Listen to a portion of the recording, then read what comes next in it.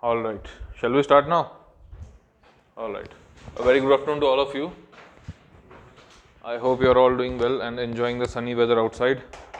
Sunny है या कैसा है आज?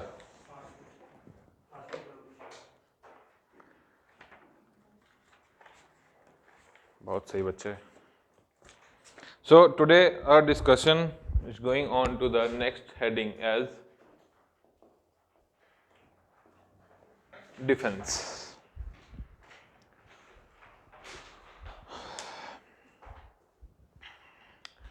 First of all, why do we need defense in our country?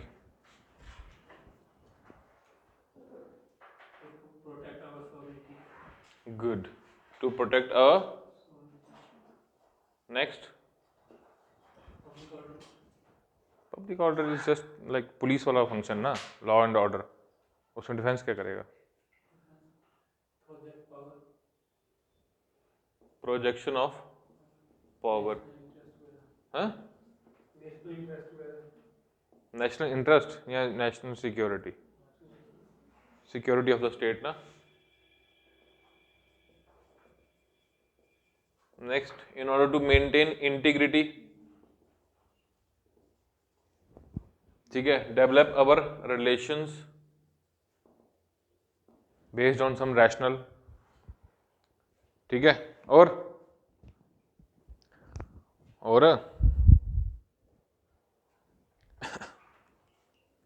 who is the supreme commander of our defense forces या armed forces? हाँ? Why so?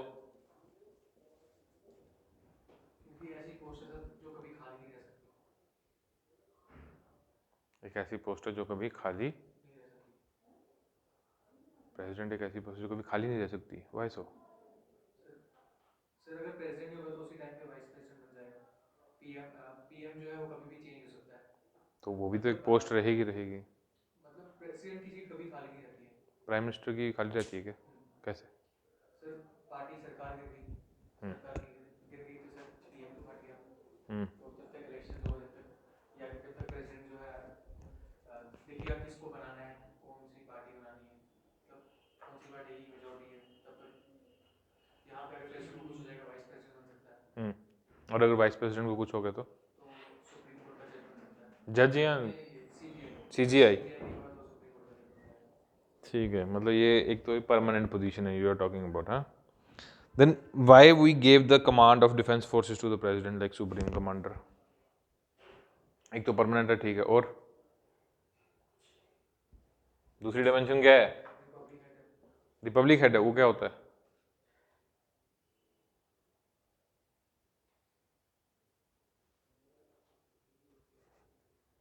क्योंकि India is a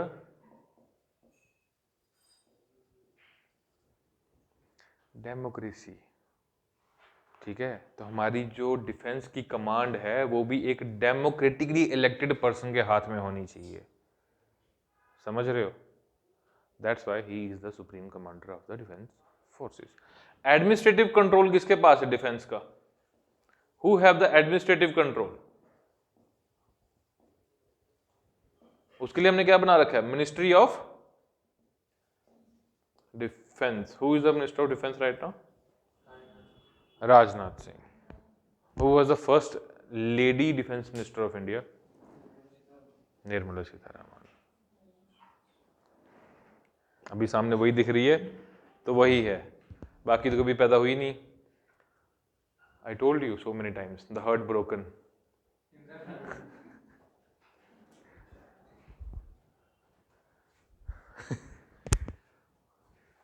पंगा नहीं लेना कभी. दिल मत तोड़ना, बहुत मारेगी. मुर्गा बनाएगी, अंडा भी निकालने को बोलेगी. वो मुश्किल है, इम्पॉसिबल है. मुर्गे तक ठीक है बट अंडा नहीं निकलेगा. So who has the administrative control of defense in India? That is Ministry of Defense. Clear?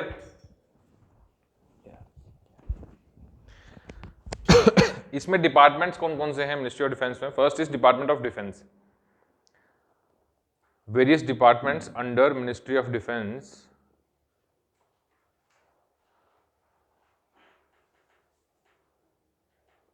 various departments under Ministry of Defense The first one is Department of Defense.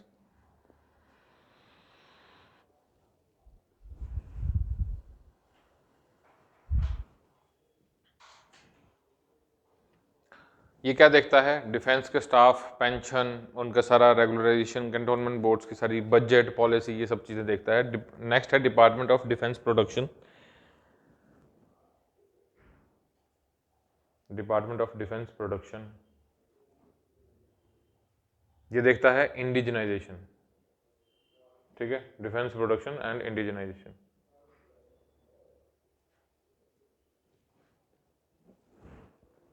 Next है DRDO। -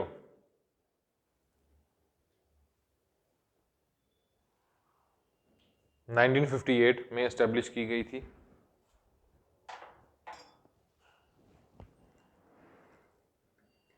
Scientific adviser of ministry of defence.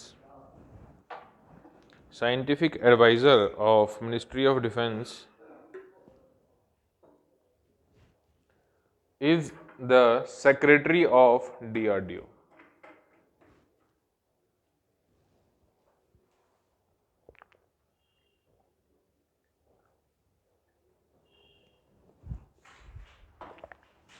DRDO का काम क्या है basically?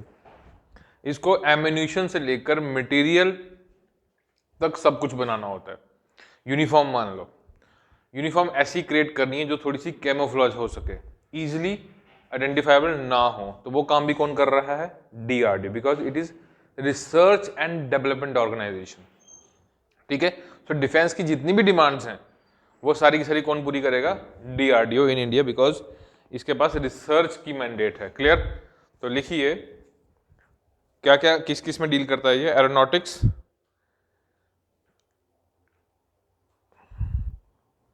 it deals in aeronautics, armaments, materials, aeronautics, armaments, materials, missiles, communication systems, and naval systems.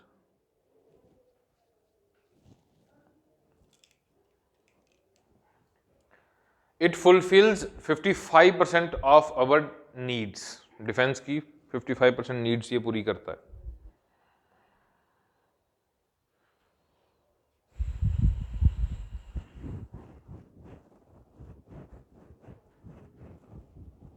Clear? Next है defence acquisition council, DAC।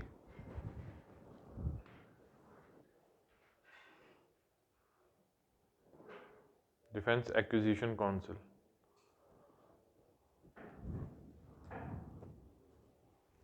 Two thousand one defence minister is the head. 2001 में establish किया गया था और defence minister इसका head होता है, ठीक है।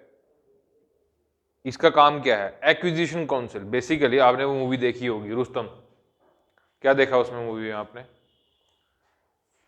क्या देखा? रुस्तम मूवी देखी है अक्षय कुमार वाली? उसका गाना भी एक बहुत फेमस था, पता नहीं कौन सा था। सुनाना मत अभी मेरे को मुझे नहीं सुनना है। उसमें बताओ मूवी में था क्या?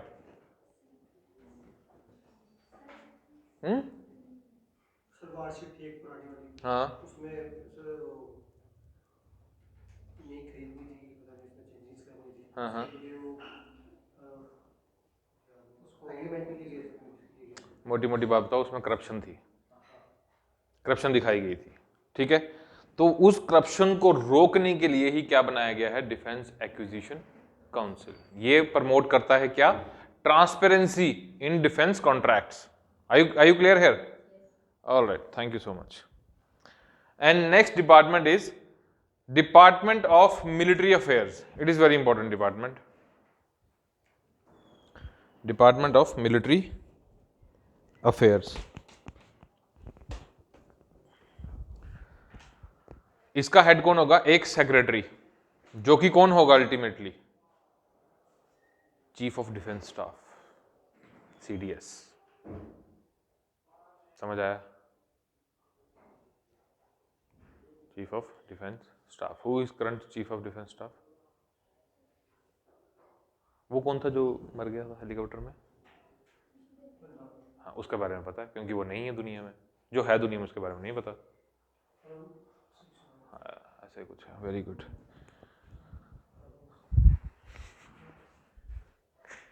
ठीक है। सो डिपार्टमेंट ऑफ मिलिट्री अफेयर्स अभी अभी क्रिएट किया गया है, जिसका हेड कौन होगा?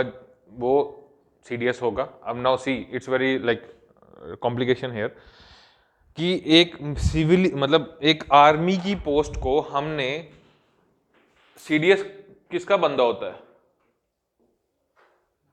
डिफेंस का। ठीक है, उसको हमने क्या बना दिया?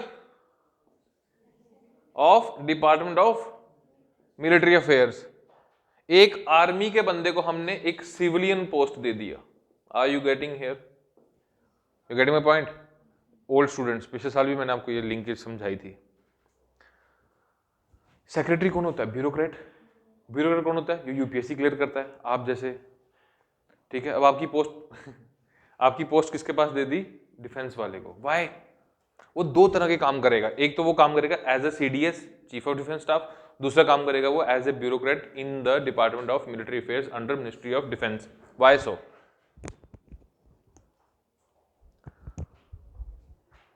क्या करते हो यार? एग्जैक्टली यार, कम्युनिकेशन स्ट्रांग करने के लिए। मान लो कि अगर आर्मी को कुछ नया एक्वायर करना है, उसने बताया किसको? चीफ ऑफ डिफेंस स्टाफ को। ठीक है, वो गया मिनिस्ट्री ऑफ डिफेंस में कि भाई साहब ये चाहिए आर्मी को। वो बोले कि ठीक है हम अप्रूव करते हैं, आप एक बार डिपार्टमेंट ऑफ मिलिट्री अफेयर से बात कर लो। लेकिन यहाँ का सेक्रेटरी कौन होगा? बोलेगा मैं कर लूंगा, टेंशन मत लो। तो वो खुद ही अपने सिग्नेचर करेगा और उसको निकाल देगा, ताकि एक्वायरिंग में ईज हो जाए, जल्दी हो जाए। That's why. ठीक है,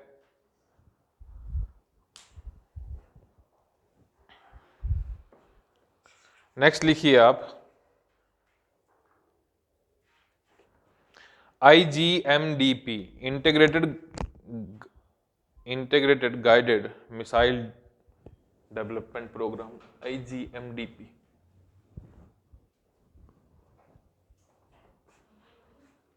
guided missile development programme. Integrated guided missile development programme, IGMDP। इसके बारे में शायद आपने सुना होगा।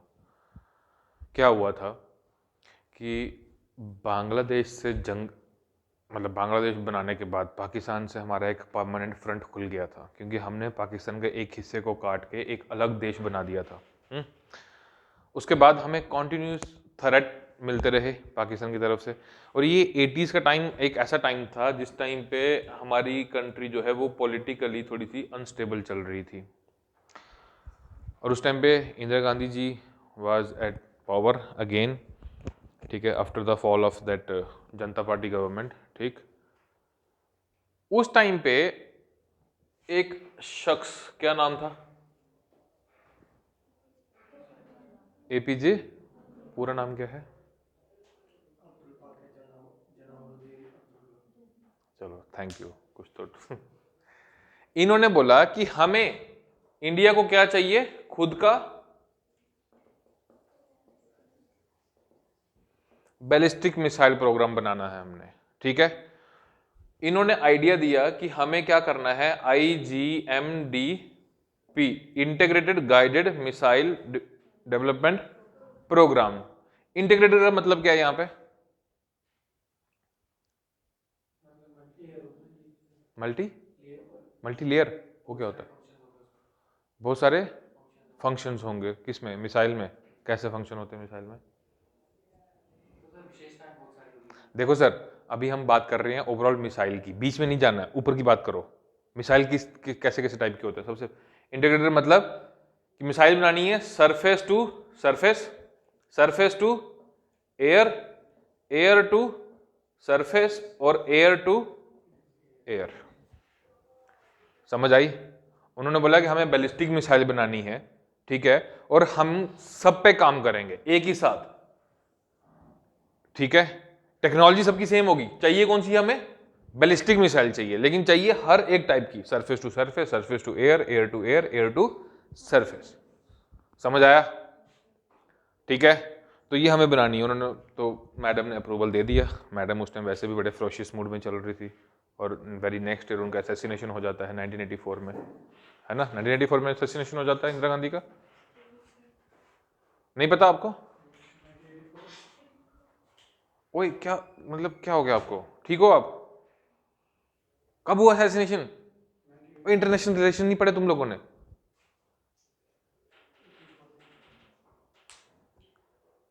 Who was the president at that time? Madam ये बात मैंने वहाँ बताई है, और तुम लोग मेरे से इंटरनेशनल रिलेशन पढ़ने वालों मेरी बेइज्जती करवाने वालों। Thank God. Gyani Jail Singh was the president at that time and he made Rajiv Gandhi as a prime minister by using his discretion. Discretion power होती है प्रेसिडेंट के पास, हम सब पढ़ते हैं कि वो किसी को भी बना सकता क्या? Prime minister. And he made Rajiv Gandhi as a prime minister. मेरी बात समझ आ रही है? तो उस टाइम पे ये प्रोग्राम हमारा डेवलप होना शुरू हो गया. दैट्स वाई हम मिस्टर कलाम को क्या बोलते थे? ये सबको पता है. क्या बोलते थे? Missile man of, who is known as railway man of India.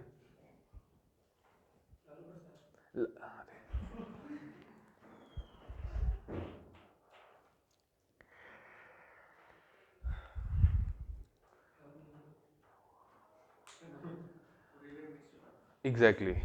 Railway man नहीं था वो.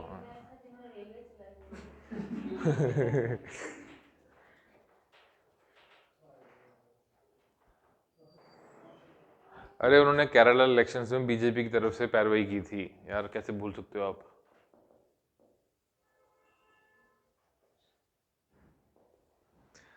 Who made Delhi metro? Who made Pamban bridge in Tamil Nadu? The railway man, the metro man of India, E. Sridharan. क्या करते हो यार? दिल्ली जैसी city में जिस बंदे ने मेट्रो का जाल बिछा दिया. Can you imagine? कभी दिल्ली गए हो?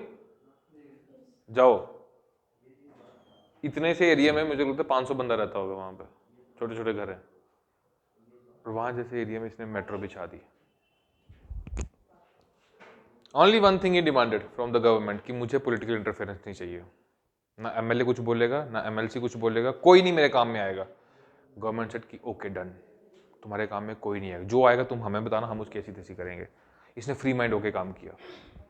चांदनी चौक एक ऐसा एरिया है जो कि इतना कंजस्टेड है, उसको अगर ये लोग माइन करते मतलब टनल खोदते, टनल बोरिंग मशीन से, तो वाइब्रेशन जानी थी ऊपर और लोगों ने रेजिस्ट करना था क्योंकि वो कोलैप्स कर जाना था. ये बंदा इतनी डेप्थ में चला गया, काफ़ी डेप्थ में जाके उसने टनल खोदी. अगर आप बाई चांस कभी जाएंगे दिल्ली तो there is one station known as चाबड़ी बाजार, ओल्ड दिल्ली, ठीक है. वहाँ पे बुक मार्केट है, वर्ल्ड की हर एक किताब वहाँ मिलती है. नई सड़क is the name of the market. तो कभी जाएंगे ना चाबड़ी बाजार, आपको वहाँ एस्केलेटर पे एस्केलेटर मिलेगा, सीढ़ियाँ मिलेंगी ही नहीं.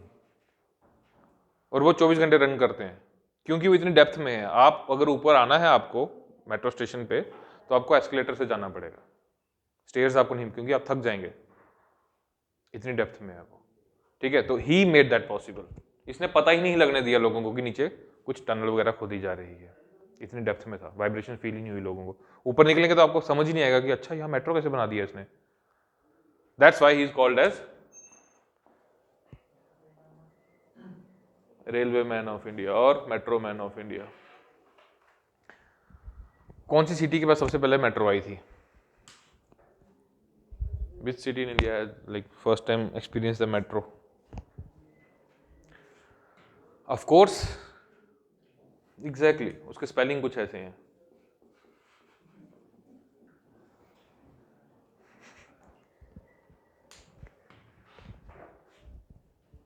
ठीक है.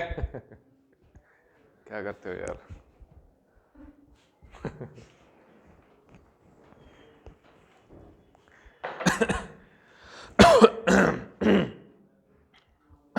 ठीक है.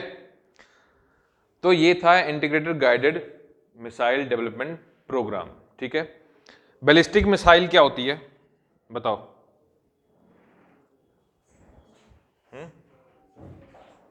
सरफेस टू, अभी मैंने बताया कि ये एयर टू सरफेस भी है, एयर टू एयर भी है. दिमाग से पैदल पैदल इंसानों, मुझे ये बताओ कि बैलिस्टिक मिसाइल क्या होता है? लॉन्ग लॉन्ग ठीक है, ओके, लॉन्ग रेंज मिसाइल होती है, ठीक है, वेरी गुड। और डेली टारगेट पे लग जाती है, खुद ही टारगेट पे लग जाती है। इनिशियली ये सब फ्यूल से खुद ही टारगेट पे, ये तुम्हारे व्हाट्सएप की वो ऐसी कोई बात नहीं है जो कि सीधे यहाँ लगती है, ये मिसाइल है। और मैंने अभी बताया कि integrated guided missile development programme, आप इसको गाइड करेंगे ये तो ही टारगेट पे लगेगी, रखी हुई है खुद ही चलेगी, ऐसे थोड़ी होता है। ये कोई अनटाइप्ड मैसेज थोड़ी है, अरे ये नहीं भेजना था, मैंने गलती से हो गया, सॉरी। या ऐसी कोई कॉल थोड़ी है कि तुम्हें थोड़ी मिला रहा था, उसने सड़ा हुआ हेलो बोला आगे से तो फटाक से टोन चेंज कर लिया, अरे सॉरी तुम्हें मिल गया क्या? ऐसा नहीं है, ये गाइडेड है, तुमने खुद ही कॉल किया है, भुगतो। ब्रह्मोस वो क्रूज मिसाइल है, yes that is cruise missile. Ballistic missile क्या होता है? ये रेंज है, मतलब यहां पे हमने इंस्टॉल कर रखा है और हमें टारगेट करना है किसको? ऑफ कोर्स चाइना को तो कर नहीं सकते। ये ऐसे शूट की जाती है, ठीक है। आगे जाके ये कैसा पाथ चूज करती है?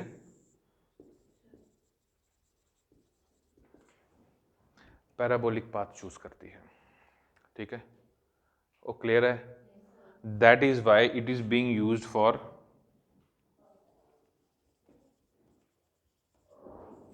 लॉन्ग रेंज टारगेट्स, ठीक है। यहां पे जाके ये एटमॉस्फेयर को क्रॉस कर देती है, उसको पार कर जाती है, फिर ये एक्सो मतलब एक्स एटमॉस्फेयर बाहर चली जाती है एटमॉस्फेयर के, उसके बाद यहां पे ये फिर से किसके इन्फ्लुएंस में आ जाती है? ग्रेविटी के। तो अंडर ग्रेविटी के इन्फ्लुएंस में ये किसको हिट करती है? अपने टारगेट को, ठीक है। और अगर हमने मान लो कि टारगेट करना है किसको? चाइना को, कोशिश कर सकते हैं चाइना को टारगेट करना है, तो हम ऐसा तो है नहीं ना कि 2 किलो आरडीएक्स डाल के भेजेंगे, उसमें ज्यादा भेजेंगे तब ना तबाही होगी। इसीलिए ये वाली मिसाइल यूज की जाती हैं हाई पे लोड्स के लिए, ताकि ये ज्यादा बारूद अपने साथ लेकर जा सके। समझ आई? और ठीक है, इसको बोलते हैं क्या? Ballistic missile. जो कौन सा पाथ फॉलो करती हैं? Parabolic path. वो ठीक है पोलियो, थैंक यू। दूसरी चीज, ये दोनों तरह के हेड्स कैरी कर सकती है, न्यूक्लियर भी, मतलब इसमें न्यूक्लियर बॉम्ब भी हम लगा के भेज सकते हैं, और कन्वेंशनल जो हम आम तौर पे जो भेजते हैं, ये दोनों तरह के वार हेड्स कैरी कर सकती है, nuclear and conventional also. Clear? Long range होती है, इनकी रेंज कहां से स्टार्ट होती है? 300 से स्टार्ट होती है और कहां तक जाती है? 500 किलोमीटर। वो ठीक है, ठीक है।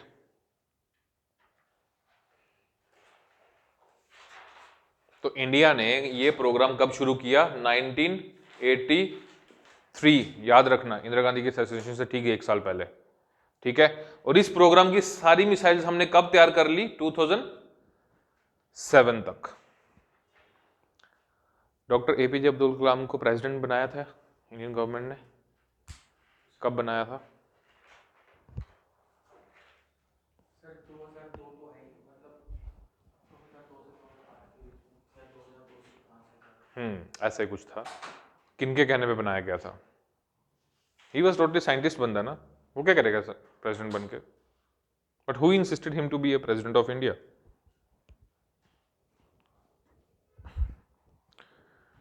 अटल Bihari Vajpayee. He insisted him to be a president of India on the call of CIA. क्यों? क्योंकि हम ये जो बैलिस्टिक मिसाइल का प्रोग्राम डेवलप कर रहे थे, ये इस बंदे का आइडिया था, ठीक है। और ये सारी की सारी मिसाइल्स हम किसकी हेल्प से डेवलप कर रहे थे? लेकिन चोरी चोरी, ठीक है। और इससे किसको प्रॉब्लम हो सकती है? पड़ोसी को। और पड़ोसी उसने बोला कि इसको हटाओ, इसको कोई सिविलियन पोस्ट दो इमीडिएटली। ताकि ये बंदा अगर थोड़ी देर और रह गया तो ये प्रॉब्लम क्रिएट कर लेगा हमारे लिए। समझ आया? That's why Atal Bihari Vajpayee insisted him to be president of India और he became president of India. और वहाँ पे भी उन्होंने बड़ा अच्छा काम किया। उन्होंने इतने सारे प्रपोजल्स रिजेक्ट किए हैं कि अरे ये क्या काम है, ये तो मेरा काम है ही नहीं, मैं नहीं कर सकता, ये नहीं कर सकता, वो नहीं कर सकता। ठीक है, उनके बाद कौन बना था प्रेसिडेंट ऑफ इंडिया? किसी ने उनका नाम ही नहीं सुना है?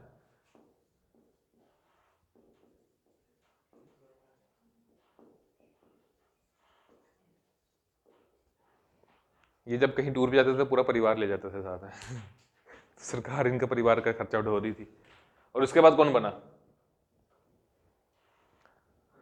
एग्जैक्टली, प्रणब मुखर्जी। फिर प्रणब मुखर्जी फिर से बन गया।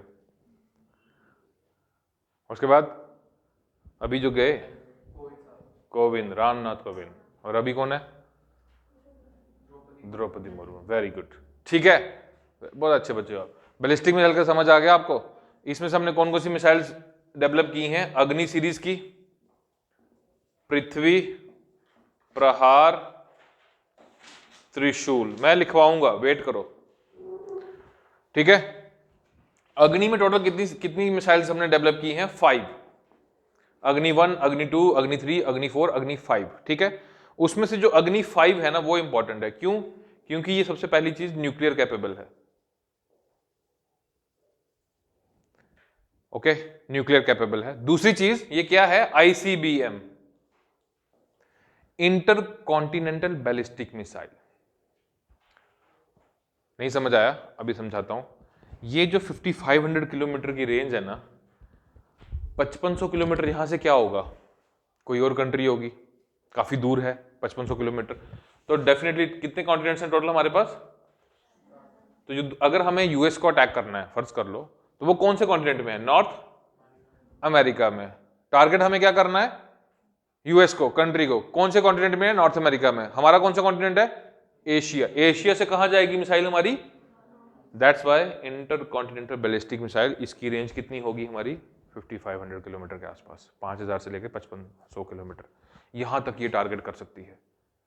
समझ रहे हो? यहां से यूएस पे मिसाइल मारना। दैट्स वाई ये वाला ट्रैक यूज किया जाता है लंबे टारगेट के लिए। आर वी क्लियर है? ठीक है। दूसरी तरफ हमारी कौन सी मिसाइल्स होती हैं?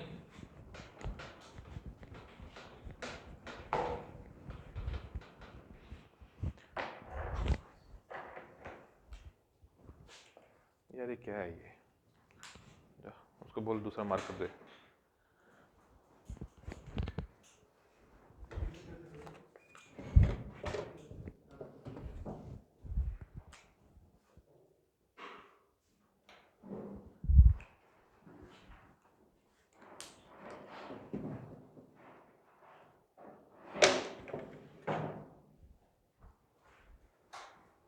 आपने वो मूवी देखी है टॉप गन मैवरिक? अभी अभी आई टॉम क्रूज की।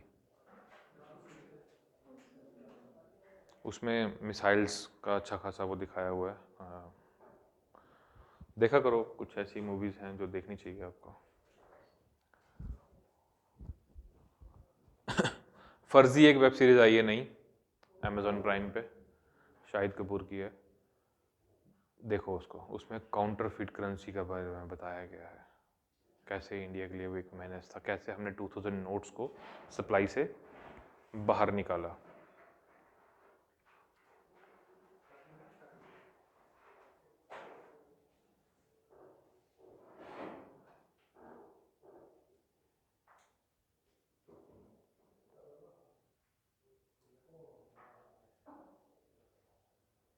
मार्कर ढूंढ रहे हैं, क्या कर रहे हैं?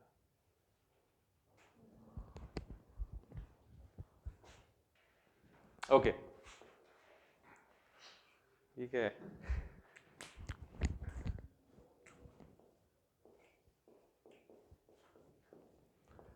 क्रूज मिसाइल, ठीक है।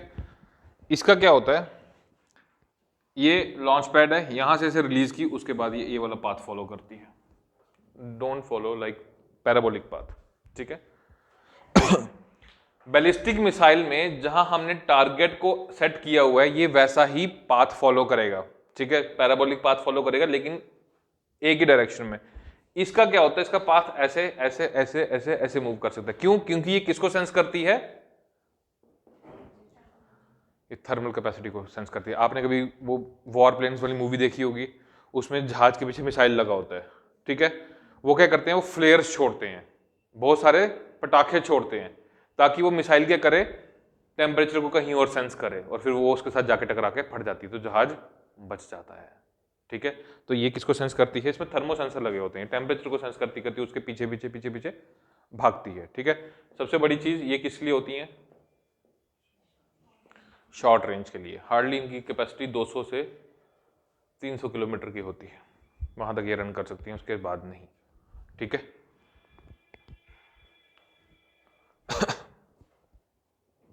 Only for conventional warhead.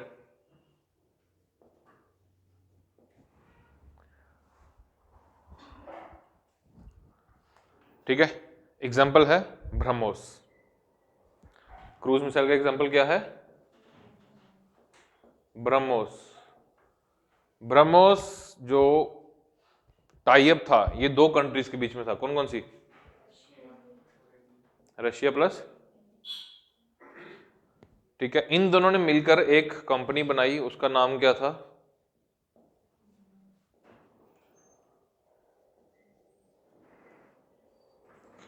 BrahMos aerospace private limited.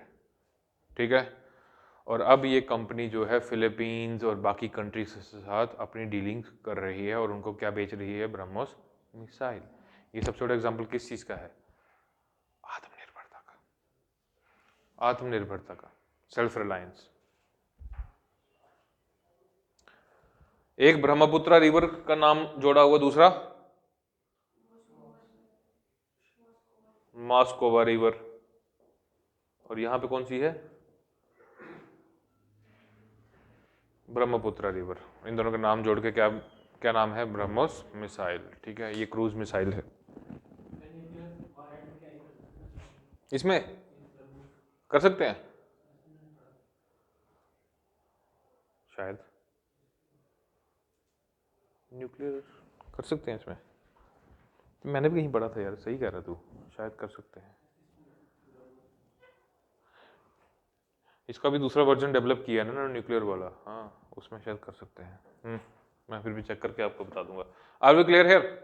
ठीक है, अब दोनों का डिफरेंस लिख लीजिए बढ़िया से एकदम, बैलिस्टिक एंड कौन है दूसरी, क्रूज, कहाँ गया,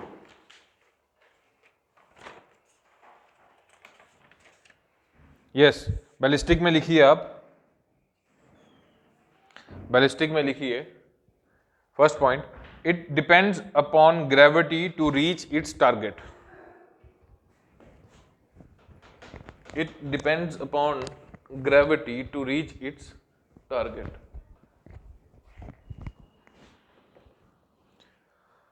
नेक्स्ट लिखिए इसी में बैलिस्टिक में ही, fixed target and parabolic path, fixed target and parabolic path.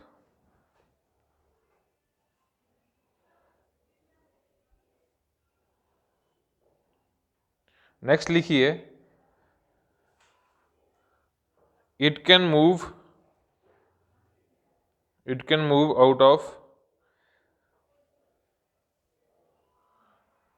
out of atmosphere and re-enters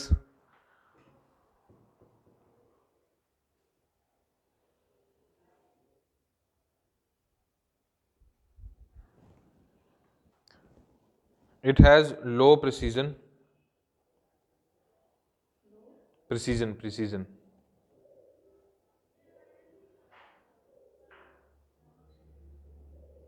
next है 300 kilometre to 12,000 kilometre range.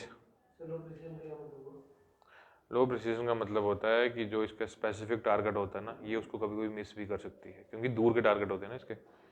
Next है 300 किलोमीटर टू 12,000 किलोमीटर, ये इसकी एक्सपेंडेबल कैपेसिटी है। ठीक है, 300 से 12,000 किलोमीटर तक ये जा सकती है। नेक्स्ट है heavy payload capacity, payload capacity,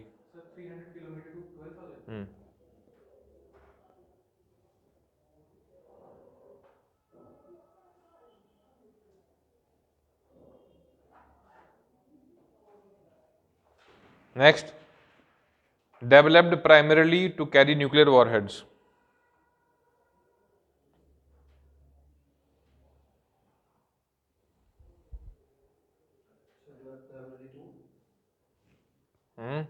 Developed primarily to carry nuclear warheads. Example, अग्नि, प्रहार, पृथ्वी, प्रहार, पृथ्वी, धनुष, त्रिशूल।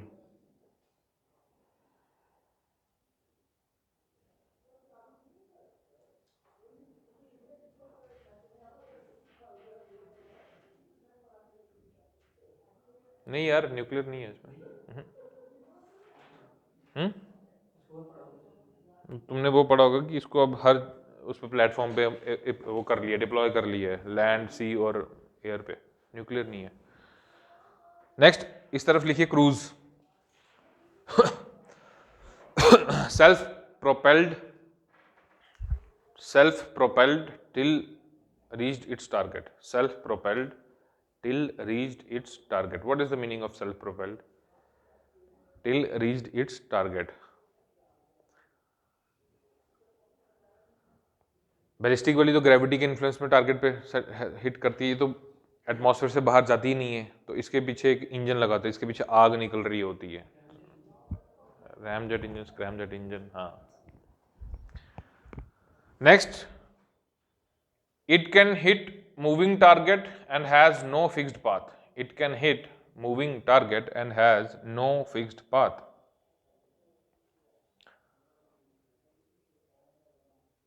High precision. Next point, high precision. High precision. Payload capacity is limited. High precision. Payload capacity is limited. Range is below 500 kilometer.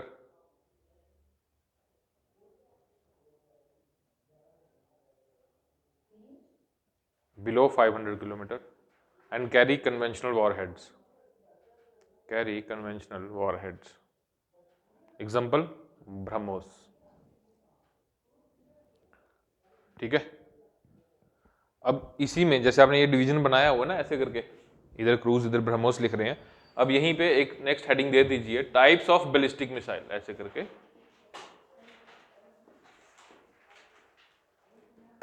Types of ballistic missile. ठीक है, तो first है आपका, first second करके लिखेंगे। फर्स्ट है आपका short range ballistic missile, SRBM, या शॉर्ट रेंज लिखो, आप बैलिस्टिक मिसाइल को गोली मारो, लिखिए शॉर्ट रेंज। फर्स्ट मैंने लिखिए शॉर्ट रेंज 300 से 1000 किलोमीटर।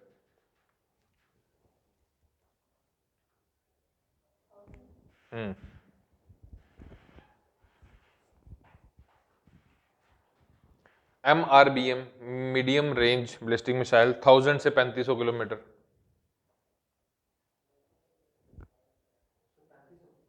35। नेक्स्ट 1000 से 3500। नेक्स्ट लिखिए LRBM, लॉन्ग रेंज, 3500 से 5500।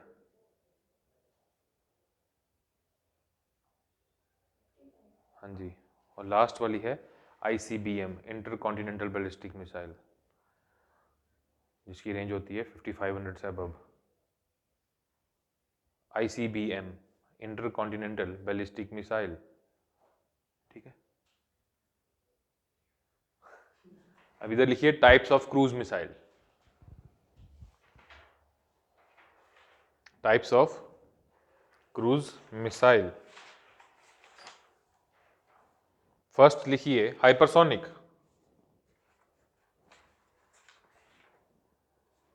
हाइपरसोनिक ब्रैकेट में मैक 5, ब्रैकेट में मैक 5। ठीक है, फिर लिखिए सुपरसोनिक।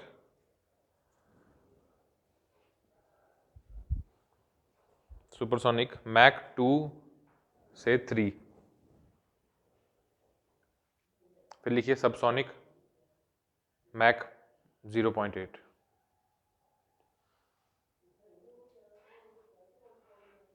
ठीक है, सुपर और हाइपर मतलब साउंड की स्पीड से ज़्यादा, और सब मतलब कि साउंड की स्पीड से कम। तो 1 mach is the sound of speed of sound. ठीक है, अब थोड़ा सा लिखेंगे हम किसके बारे में, ब्रह्मोस के बारे में, क्योंकि ये थोड़ी सी इंपॉर्टेंट मिसाइल है, तो थोड़ी सी डिटेलिंग इसके बारे में, ब्रह्मोस के बारे में। सबसे पहली डिटेलिंग, ये क्या है, क्रूज मिसाइल है, रेंज है 290 किलोमीटर। ठीक है, can be launch from all 3 platforms like land, sea and air. Land, sea and air, तीनों से लॉन्च किया जा सकता है इसको। ठीक है, सुपरसोनिक है ये। कैसी है ये, सुपरसोनिक। तो मतलब इसकी रेंज कितनी होगी स्पीड की, मैक 2 से 3 के बीच में। ठीक है, 1998 में डेवलप की गई थी between India and Russia, and this is world's fastest supersonic cruise missile, world's fastest. अभी तक इसकी टक्कर की और कोई नहीं बनी है, फास्टेस्ट सुपरसोनिक क्रूज मिसाइल। ठीक है,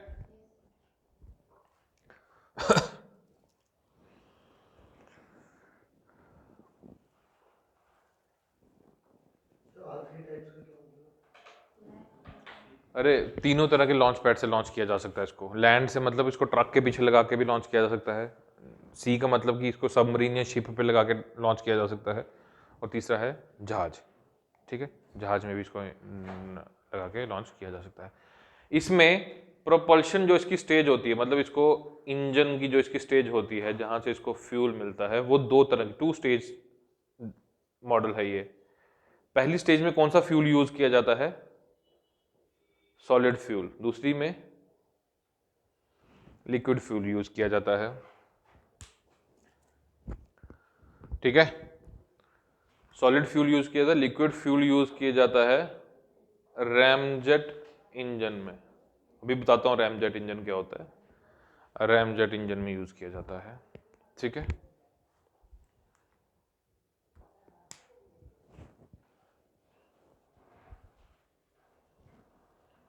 ठीक है।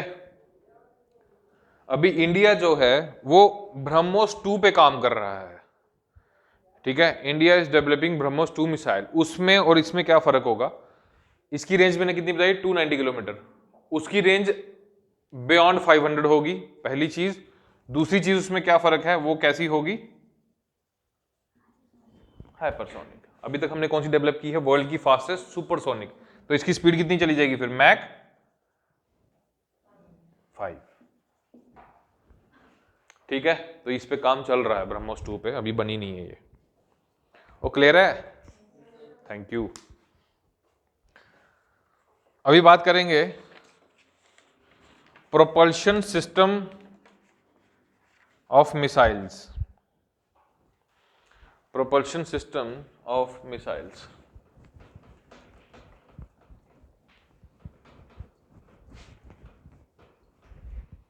पहला है सॉलिड। ऐसे टेबल बनाने का है, सॉलिड, फिर इसके 2-3 पॉइंट, फिर लिक्विड, फिर इसके 2-3 पॉइंट, ऐसे करके। ठीक है, फिर हम करेंगे बात रैमजेट की, और फिर स्क्रैमजेट की, और फिर क्रायोजेनिक की। तो सॉलिड में हम क्या यूज करते हैं,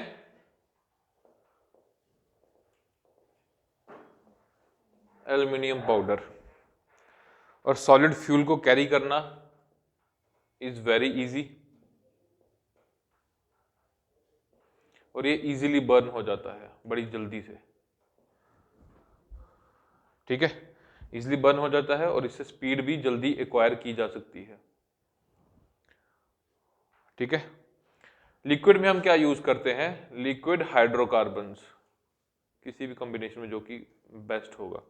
इसका बस एक ही प्रॉब्लम है कि इसको हम नॉट इजी टू कैरी और हैंडल, इसके लिए स्पेशल कंटेनर बनाना पड़ेगा ताकि वो लीक ना करे, ये ना करे, वो ना करे। Not easy to carry and handle. ठीक है, बस इसका फायदा क्या होगा कि इग्निशन पॉइंट सॉलिड से ज्यादा होगा, इग्निशन स्टार्ट इज बेटर। ठीक है सर, ठीक है। Now tell me what is ramjet engine. बहुत सुना है सर। क्या नाम है तेरा? कुलजश। तो दूसरा कुलजश है मेरी लाइफ में, इससे पहले भी कुलजश था। वो मेरे ना उधर गांव में डिस्पेंसरी में वो था, वो डॉक्टर था कुलजश। तो दूसरा कुलजश है। उस टाइम मेरे को बड़ा डिफरेंट सा नाम लगा था। कुलदीप सुने हैं, कुलजिंदर, कुलविंदर, पता नहीं क्या क्या सुना है। कुलजश मतलब कुल का जश है ये, पता नहीं। क्या हुआ क्या हुआ क्या हुआ? कुछ डाउट है? ठीक है। रैम जेट इंजन में क्या होता है? इग्निशन स्टार्ट इन, क्या है ये? मतलब जल्दी स्टार्ट हो जाता है यार, अपनी भाषा में लिख लो ना।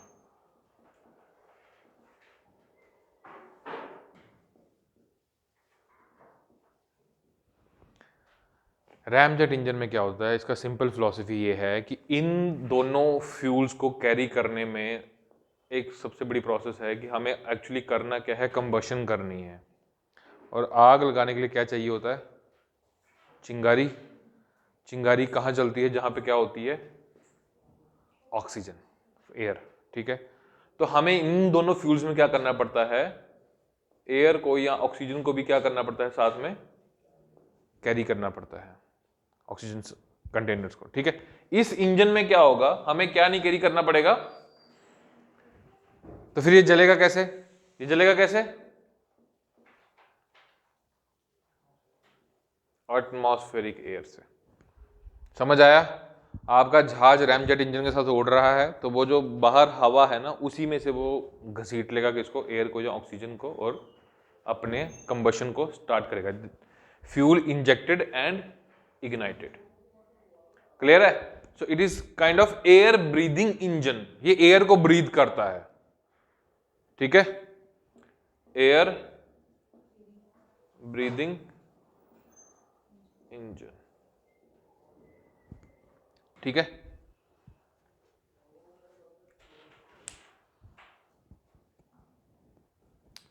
वो ठीक है।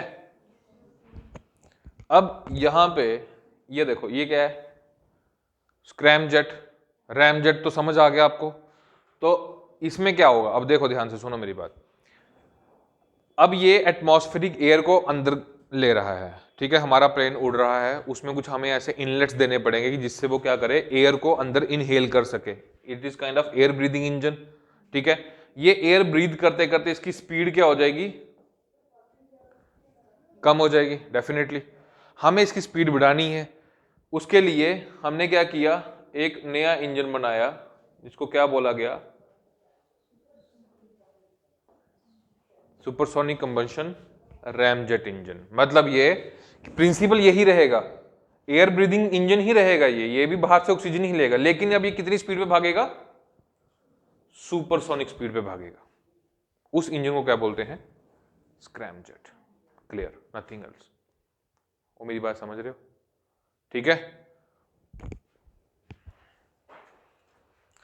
इसमें हाइड्रोजन फ्यूल यूज किया जाता है स्क्रैमजेट में। Hydrogen fuel is used in scramjet.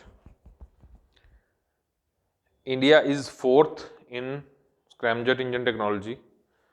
India is fourth in scramjet engine technology after US, Russia and Europe.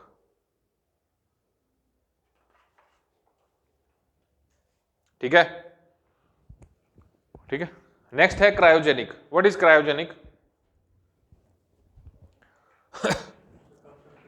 Exactly, very low temperature, -100 something like that. ठीक है, liquefied gases, this engine uses liquefied gases, this engine uses liquefied gases at very low temperature, at very low temperature, bracket में liquid hydrogen.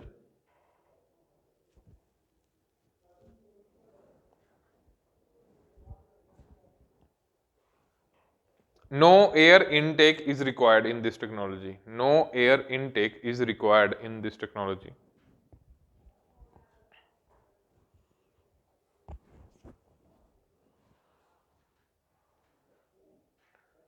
India is sixth after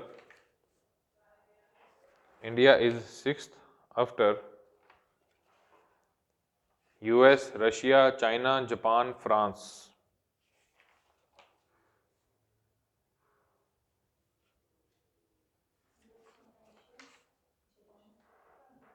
France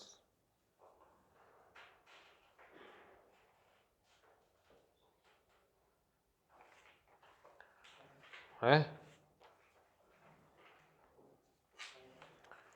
ठीक है sir.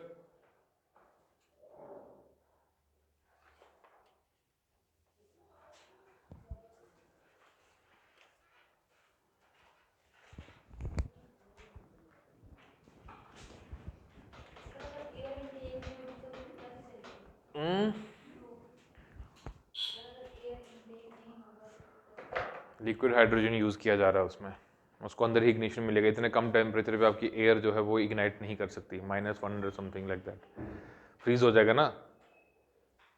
वो देखा आप कभी सब जीरो टेम्परेचर में रहे हैं, लोगों के ना दाढ़ी पे बर्फ जमने लग जाती है।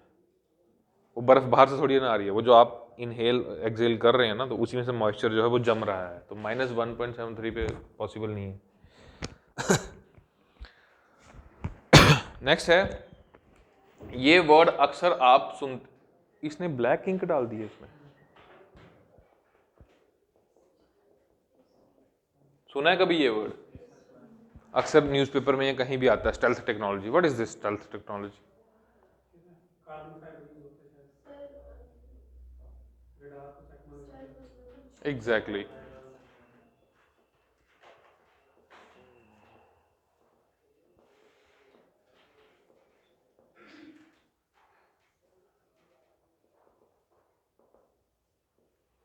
हमें रडार से बचना है, अपनी विजिबिलिटी को कम करना है, ठीक है। सो उस टेक्नोलॉजी पे अगर हम काम करें, that technology is known as stealth technology. इसमें दो हमारे टाइप्स होते हैं यहाँ। पहला क्या है?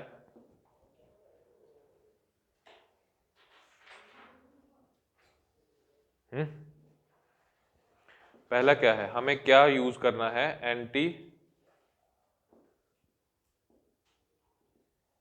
एंटी रडार मटेरियल यूज करना है। उसमें हम क्या करते हैं, रडार बेसिकली काम क्या करता है? क्या रडार में कौन सी वेव्स यूज होती हैं? Radio waves. वो करते क्या हैं बेसिकली? स्पीड, हाँ हाँ, वो मैं वही तो पूछ रहा हूँ, कैसे करते हैं? वेव्स छोड़ते हैं, है ना, वो टकरा के वापस आती हैं और हमें पता चलता कोई ऑब्जेक्ट फ्लाई कर रहा है। क्लियर? इसमें क्या होगा, हम उस मटेरियल, मान लो कि कोई एयरक्राफ्ट है, हमें उसको रडार से छुपाना है, तो कैसे छुपाएंगे?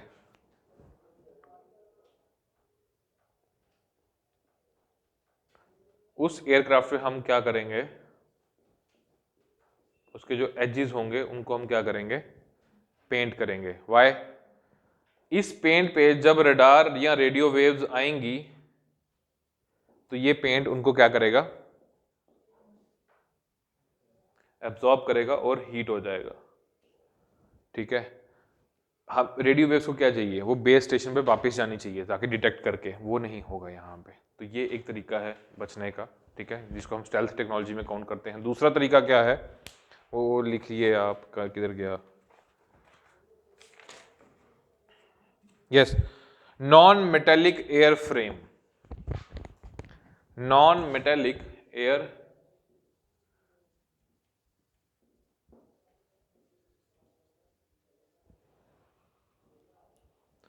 जितना हो सके कम मेटल को यूज करेंगे, ठीक है। इस पे भी काम चल रहा है, ठीक है सर। नेक्स्ट है आपका मिशन शक्ति। मिशन शक्ति हो गया, इरेज कर दूं?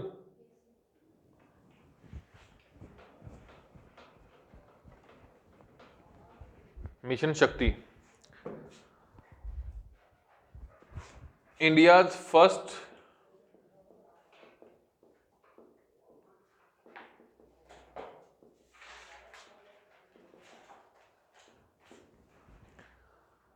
चचा जान टीवी पे आए और बोला कि इंडिया ने यहाँ से एक मिसाइल लॉन्च की और उसने किसको जाके टच किया, सैटेलाइट को, और उसने उसको सैटेलाइट को क्या कर दिया, फोड़ दिया, मतलब ब्लास्ट कर दिया।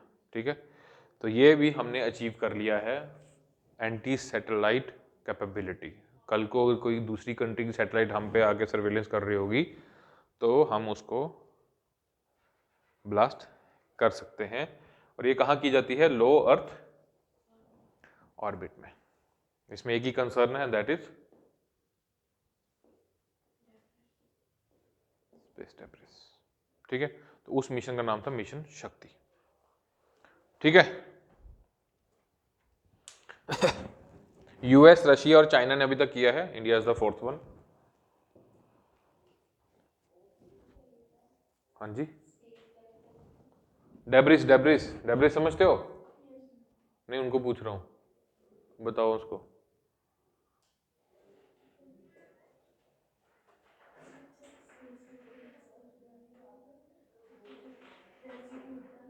और तू क्यों हंस रहा है?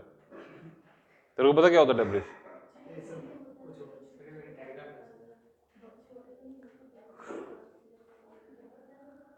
चलो चलो, हो गया हो गया, वेरी गुड। कचरा, इतना क्या लंबा चौड़ा समझा रहे थे उसको। ठीक है,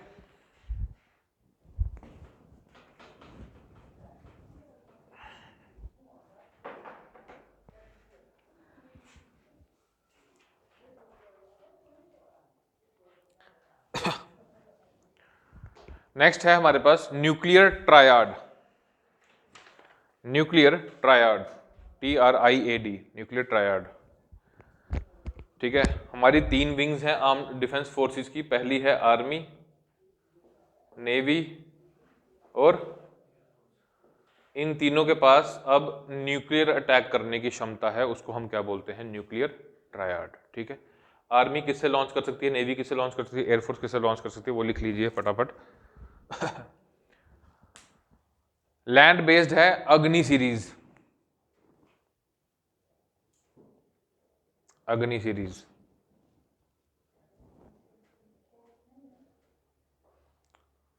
अग्नि सीरीज कौन सी है, कौन सी मिसाइल होती है अग्नि वाली? बैलिस्टिक है या क्रूज है? बैलिस्टिक। ठीक है, सी बेस में लिखिए Arihant class submarine, Arihant class submarine.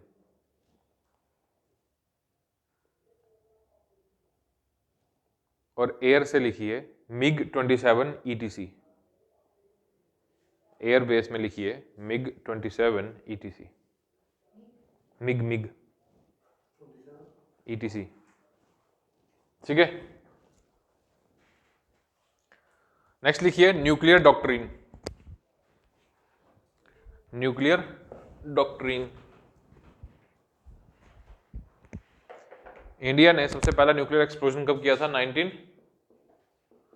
Peaceful nuclear explosion. उसके बाद 1998 and in very same year India declared itself, India बोला कि मैं आज से क्या हूं,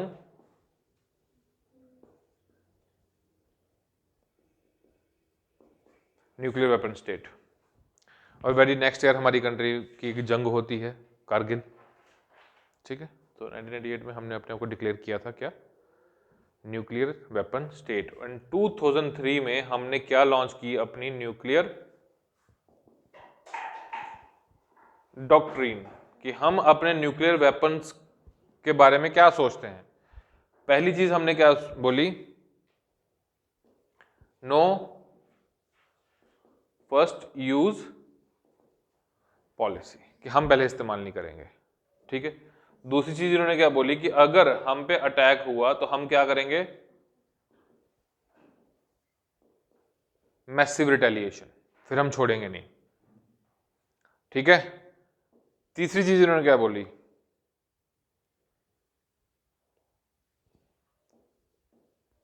न्यूक्लियर कमांड अथॉरिटी डेवलप करेंगे हम। ठीक है, जिसका कंट्रोल किसके पास होगा,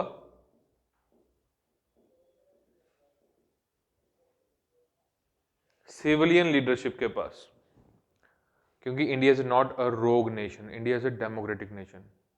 यहाँ पे हर डिसीजन के लिए सिविलियन बंदा होना बहुत ज़रूरी है। तो न्यूक्लियर कमांड अथॉरिटी हम एस्टेब्लिश करेंगे जो न्यूक्लियर वेपन को यूज़ करने की अथॉरिटी देगी, और वो किसके हाथ में होगी? मतलब प्राइम मिनिस्टर या कोई और मिनिस्टर या फिर प्रेसिडेंट, किसी के भी हाथ में हो सकती है, बट वो बंदा सिविलियन होना चाहिए। क्लियर? नेक्स्ट पॉइंट है इसमें, कहाँ गया? Credible minimum deterrence. Credible minimum deterrence, credible minimum deterrence, ठीक है। And last point, it is very very very important कि India will never use nuclear weapons against non nuclear states. India will never use nuclear weapons against non nuclear states. अब ऐसा नहीं कि हमने भूटान पे फेंक दिया है, श्रीलंका पे फेंक दिया है, वो सब नहीं चलेगा। India will never use nuclear weapons against non nuclear states. Clear? ये है आपकी क्या? Nuclear doctrine. ये 5 पॉइंट्स आपको याद रखने हैं, अगर इस पे क्वेश्चन आएगा तो लिख डालने का है, ठीक है? Okay sir. बाकी ड्रोन्स के बारे में तो बताने की जरूरत नहीं है। ड्रोन्स क्या होते हैं पता ही आप सबको, अनमैन्ड एरियल व्हीकल, ठीक है। ये हम अब इनकी डायमेंशन हम सिर्फ डिफेंस में नहीं देख रहे, इनको अब एग्रीकल्चर, मेडिसिन, हेल्थ, हर जगह से यूटिलाइज किया जा रहा है। रेलवेज में यूटिलाइज किया जा रहा है। लैंड बेस्ड, वो आपकी जो स्कीम है स्वामित्व, स्वामित्व क्या है वो, है ना, कुछ ऐसी स्कीम है, उस पर क्वेश्चन भी आया था JKPSC KS 2022 में। उस स्कीम में क्या किया जा रहा है? जियो टैगिंग की जा रही है। ड्रोन्स की हेल्प से उसको मेजर किया जा रहा है जमीनों को, और उनको जियो टैग करके बंदे के नाम पे रिकॉर्ड रखा जा रहा है डिजिटली, ठीक है। तो इस तरह से आपको देखना है। ड्रोन 2 तरह के होते हैं, एक तो मेल और दूसरा हेल। मेल मतलब medium altitude long endurance, medium altitude long endurance, और H मतलब हाई एल्टीट्यूड लॉन्ग एंड्योरेंस, ठीक है। जो मेल सीरीज के हैं उन वालों को हम क्या बोलते हैं? रुस्तम, रुस्तम 1, रुस्तम 2, रुस्तम 3, इस तरह से। मीडियम एल्टीट्यूड लॉन्ग एंड्योरेंस, और वो है हाई एल्टीट्यूड लॉन्ग एंड्योरेंस। ये ड्रोन्स कौन डेवलप कर रहा है हमारी कंट्री में? DRDO, ठीक है सर। 5 टाइप के होते हैं, नैनो, माइक्रो। आपको नैनो के लिए परमिशन नहीं लेनी है, बाकी सब के लिए आपको परमिशन लेनी है, ठीक है। नैनो वो जो शादी शुदी में लोग यूज़ करते हैं, वो पंखे वाला, बदतमीज कहीं का। वो एक दिन मैं खाना खा रहा था, टिक्कियाँ खा रहा था, वो ऊपर आके उड़ने लग गया। मैं कह रही यार, टेंट के पीछे छुपा हुआ था मैं, वो वहाँ भी पकड़ लिया उसने। क्या करेगा कोई यार, अगली बार गाड़ी में बैठ के खाने का है, ठीक है। ऐसा कुछ नहीं हुआ था, मैं टेंट के पीछे नहीं खा रहा था, मैं अंदर ही था, ना ही ड्रोन आया था मेरे ऊपर, ठीक है।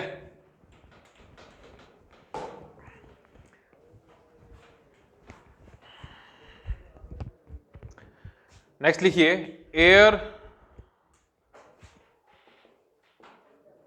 Defence systems. Air defence systems, किधर गया? यस, लिखिए एयर डिफेंस सिस्टम लिखा, नीचे लिखिए anti ballistic missile systems, anti ballistic missile system.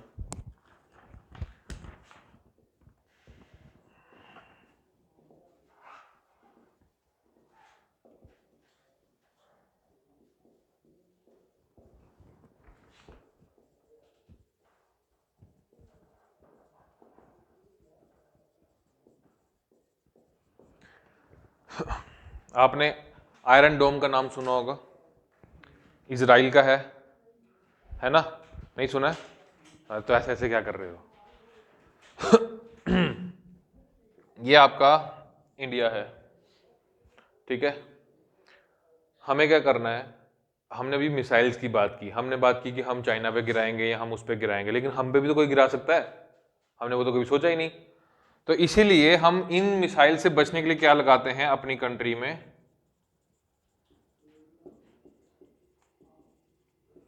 Interceptor system. मतलब इन सभी एजेस पे हम क्या लगा देंगे, ये हमने क्या लगा दी यहां पे,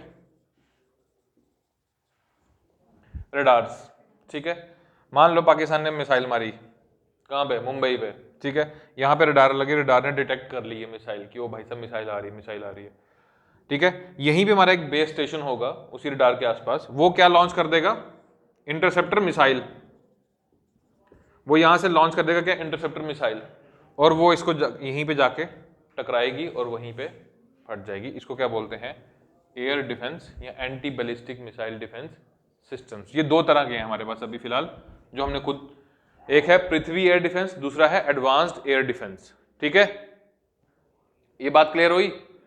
आयरन डोम और S-400 पे क्वेश्चन आया था JKPSC मेंस में पिछले साल जो मैंने लिखा, ठीक है, तो डायरेक्ट न्यूज़ में था उस टाइम पे रिसेंटली लड़ाई हुई थी, और S-400 तो आपको पता है कि ड्यू टू इंडिया और रशिया का जो भी चल रहा है उसके वजह से मैंने गजब मजे में लिखा था, मज़ा आ गया था लिखने का, डायग्राम भी बना के आया था मैं।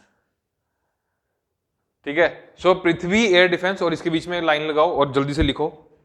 सर ये तो होता है हर किसी बॉर्डर पे लगा हुआ, मतलब जे जरूरी नहीं है, जहां पे हमारा ज़्यादा थ्रेट होगा, इट्स नॉट नेसेसरी, ये तो मैंने एग्जाम्पल के तौर पे बताया आपको। अब नेपाल के साथ लगा के क्या करेंगे, ये भूटान के साथ लगा के, बांग्लादेश के साथ लगा के, मरना उन्होंने, तो दुश्मन तो मतलब लाइक पंगा तो हमसे दो ही जने लेते हैं ना। अब श्रीलंका के साथ लगा के क्या करेंगे, उस पर मिसाइल मार के क्या करेगा, हम फायदा नहीं है, उसकी मिसाइल आ भी जाएगी तो जरूरी नहीं कि वो फटेगी फटेगी ठीक है, सो पैड लिखिए, it is for high altitude interception, PAD is for high altitude interception. ठीक है, एडवांस्ड वाला लिख लीजिए, for lower altitude interception. Come on, fast fast fast, time बहुत कम है। Next, tested in 2006, Prithvi tested in 2006, और एडवांस वाला 2007। ठीक है, Prithvi is for exo atmosphere threats, वही ना बैलिस्टिक वाला, बैलिस्टिक तो आएगा ना एटमॉस्फेयर ग्रेविटी के इन्फ्लुएंस में, so for exoatmospheric threats, and this is for endoatmospheric. ठीक है, this is Prithvi is two stage system, one is solid fuel वाला और दूसरा लिक्विड फ्यूल वाला।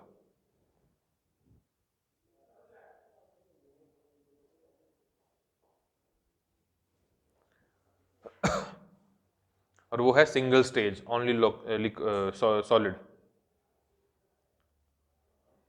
ठीक है, पृथ्वी को लिखिए also called as Pradyumna, also called as Pradyumna.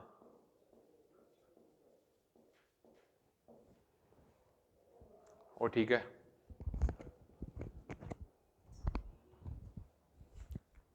ठीक है, और अभी हमने एक और डिफेंस सिस्टम एक्वायर किया है, किससे, रशिया से, क्या नाम है उसका, S-400। What is 400, it is a range, ये 400 किलोमीटर तक के थ्रेट को इंटरसेप्ट कर सकता है। उसमें डिटेल्स आपको मिल जाएंगी। एक इशू जो डिस्कस करने वाला है, what is this, what is this, USA क्या, अरे ऐसे नहीं चलता है, UPSC बहुत स्पेसिफिक चीज है।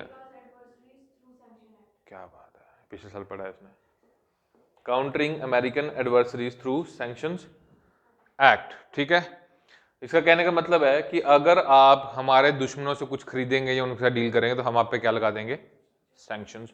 सो countering American adversaries, this is very important, who are America's adversaries,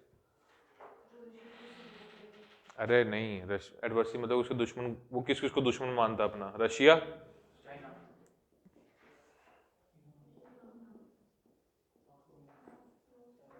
बस, चाइना इज नॉट दुश्मन एनीमोर, सबसे ज्यादा ट्रेड उसी के साथ होता है। ठीक है। तो इन तीनों कंट्री से जो डील करेगा वो मारा जाएगा। तो हम S-400 किससे खरीद रहे थे? रशिया से। लेकिन काटसा एक नॉमिनल फिगर है, इस पे वो सैंक्शंस लगाएंगे, ज़रूरी नहीं है कि हम वो सैंक्शंस माने, क्योंकि उसमें हमारी सोवरेनिटी हर्ट हो जाती है ना। फिर इंडिया इज सोवरेन नेशन ना, इंडिया ने भले ये साइन कर रखा है, इसका मतलब ये नहीं कि इंडिया वो बात मानेगा, बस उसको डील करने में प्रॉब्लम आएगा, पेमेंट देने में प्रॉब्लम आएगा, क्योंकि पेमेंट जनरली डॉलर्स में एक्सेप्ट किया जाता है। ठीक है, तो अभी हम रूपी मैकेनिज्म लॉन्च कर रहे हैं रशिया के साथ, कर भी दिया हमने, तो पेमेंट्स हो रही हैं। ठीक है, ये क्लियर है? ठीक है।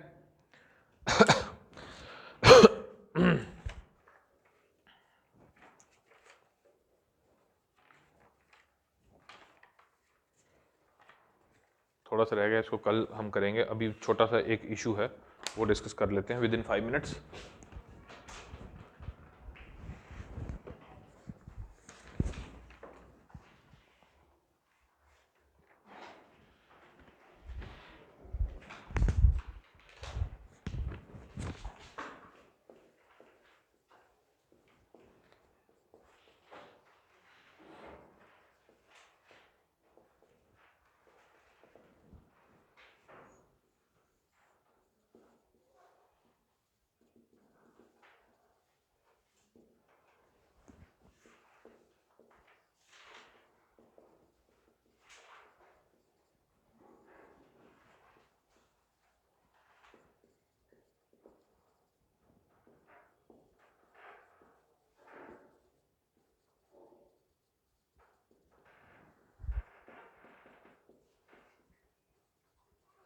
क्या हो रहा है?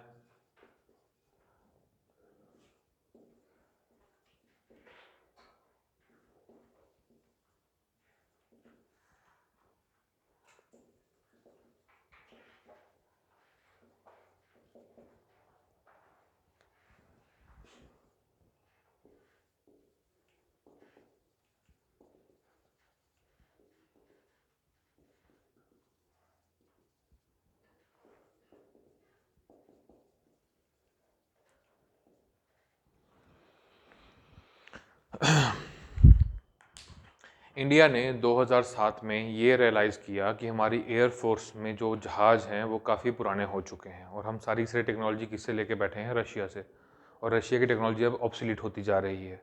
ठीक है, तो इन 2007 इंडिया सेड कि हमें 126 क्या चाहिए? क्राफ्ट्स। कौन से वाले? Medium multi role combat aircraft, MMRCA, multi role combat aircraft. ठीक है, इसके लिए इंडिया ने एक रिक्वेस्ट ऑफ इंफॉर्मेशन जारी कर दिया कि मुझे बताओ कि कौन कौन सी कंट्री के पास इस कैटेगरी का जहाज अवेलेबल है। तो कौन कौन सी कंट्री है सामने? सबसे पहले कौन आया? यूरोपियन यूनियन आया अपना मल्टीनेशनल यूरोफाइटर टाइफून लेकर। ठीक है, उसके बाद यूएसए का बोइंग आया, क्या लेकर? FA-18। क्लियर? फिर आया क्या? रशिया का MiG-35, और फिर स्वीडन की साब कंपनी का ग्रिपन। ये स्वीडन है, स्वीडन की साब कंपनी का ग्रिपन जहाज, डसॉल्ट एविएशन का रफाल, और लॉकहीड मार्टिन ऑफ यूएसए का F-16। क्लियर? ठीक है, इसमें से इंडिया ने कौन सा चूज किया? बोइंग, रफाल यूज किया। ठीक है, तो हमने कितने रफाल का ऑर्डर दिया है? 36। तो चाहिए कितने थे? 100। कितने बच के पीछे? 90। तो 90 के लिए हमने फिर से रिक्वेस्ट ऑफ इंफॉर्मेशन जारी किया है। तो अभी अभी रिसेंटली न्यूज़ है कि इंडिया अब शायद इससे बात कर रहा है, स्वीडन की साहब से, कि हमें ग्रिपन दे दो। ठीक है, इस पे बना के रखना कि क्या चल रहा है। ये न्यूज़ में आ रहा है, बार बार आ रहा है। हम थोड़ा सा रफाल के बारे में डिस्कस कर लेते हैं। ये हो गया? बना लिया? जल्दी करो यार, क्या कर रहे हो? टाइम नहीं है।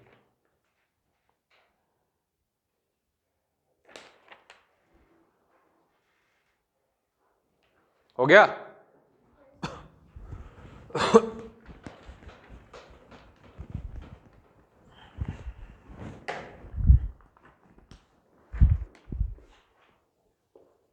मेरे साथ साथ बनाते रहना यार।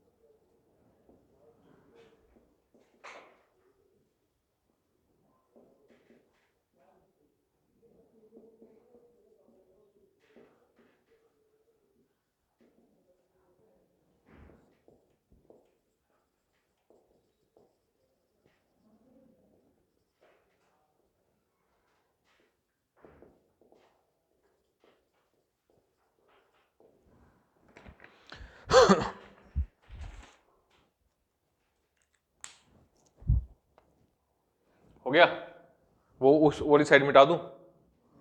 ओके।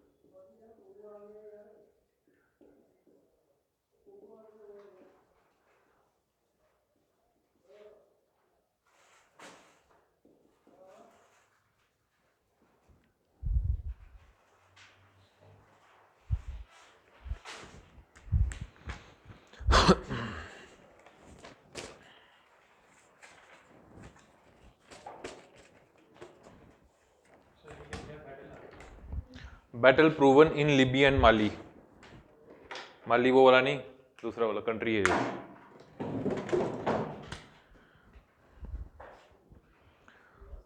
ठीक है, हो गया।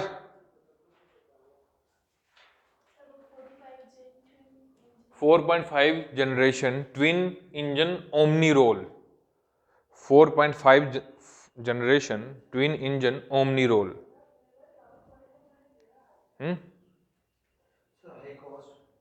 कहाँ है? High cost, one Rafale equals to 1640 crore. ठीक है, वो क्लियर है? हमें जरूरत क्यों थी फाइटर जेट्स की, हमने बता दिया कि 33 स्क्वाड्रंस बचे थे हमारे पास, वो भी 16 से 18 जहाज एक। ठीक है, उस दूसरी चीज ये कि जो हम खुद तेजस बना रहे थे, अपना हल जो बना रही है, वो अभी तक डेवलप नहीं हुआ हमसे, मतलब अच्छे ढंग से हमने उसको डेवलप नहीं किया। हमें चाहिए कौन सा था? Multi role combat aircraft. Combat मतलब लड़ाई के लिए चाहिए। ठीक है, अब ये हमने रफाल क्यों चूज किया? हमने रफाल चूज किया, पहली चीज तो ये कि ये बैटल प्रूवन था, इसको ऑलरेडी प्रूव कर चुके थे ये लोग। ठीक है, दूसरी चीज can deliver nuclear weapons also. ठीक है, अभी तक हमारा न्यूक्लियर वेपन कौन डिलीवर कर रहा था? मिग। अभी लिखा ना हमने न्यूक्लियर ट्रायड में, हमें एक फाइटर जेट चाहिए था जो कि थोड़ा सा फास्ट हो। तीसरी चीज 150 किलोमीटर बियॉन्ड विजुअल रेंज।